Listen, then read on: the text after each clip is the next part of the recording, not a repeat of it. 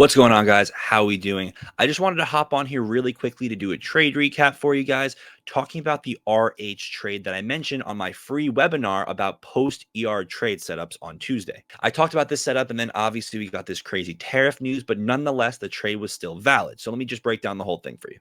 Initially, when we were looking at RH, I said I wanted to see one of two things. I said I wanted to see a spike up to around 280 to 270 or a spike underneath the 206.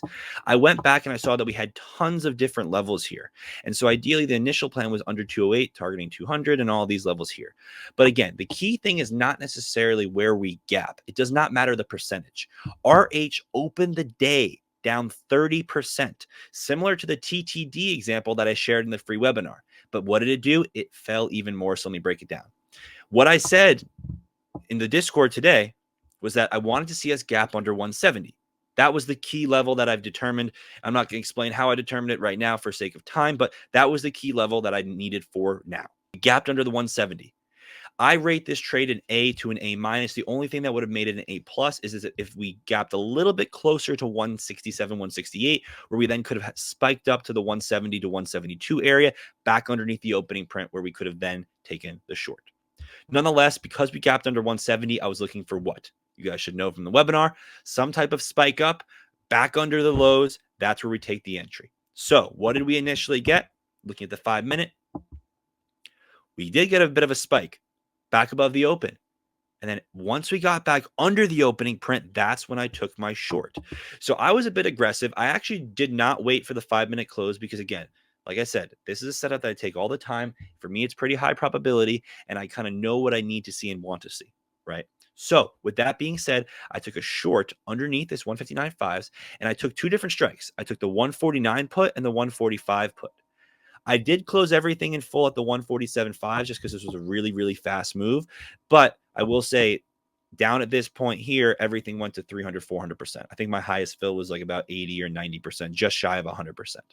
Nonetheless, I took the entry here, and there was really not much else to say. It was pretty much zero drawdown. We got underneath this 157, even gave us a retest, of the 157, and that went lower. And then sure enough, within 15 minutes from entry, we got down to my first target there, 147.5. I could have easily either done one of two things, held a runner or two, or re-entered somewhere in this zone here once we broke down the 147.5. But you have to realize, despite my confidence in these setups, at some point we're going to bounce, right? We are going to have some type of bounce. So with that being said, I said to myself, you know what? This name's already down like 40% today, despite it potentially being able to go lower, which it did. It dropped another, from 147, 148 down to about 138, dropped another $10. At some point, I have to be happy with the gains. I did restart my $1,000 earnings Robinhood account, and this position was about an $800 position size. So for me, I was risking about 300 to about 350 at max if the trade went south really, really quickly. And I did decide that I wanted to preset limit orders. So I actually kind of miscalculated it slightly, truthfully. I could have easily squeezed out another $150 to $200 from this trade, but I put my initial fills at 4, where actually it should have been filled closer to probably 4.5 if I did the math right. And so I had 3 contracts total, right, for about an $800 position size. But nonetheless, even with a little bit of a miscue, and I did close in theory early, I was able to have an $800 position and make $440 or so of profit there on that trade. But overall, over a 50% gainer on that trade. I could have easily held more. I could have easily managed it better. I could have easily done all of these things, right? I saw a quote the other day that said, coulda, woulda, and shoulda are the 3 best traders. And I really do believe in that. Nonetheless, our job is to catch pieces of the move, not the entire thing. You're never going to catch the whole thing, right?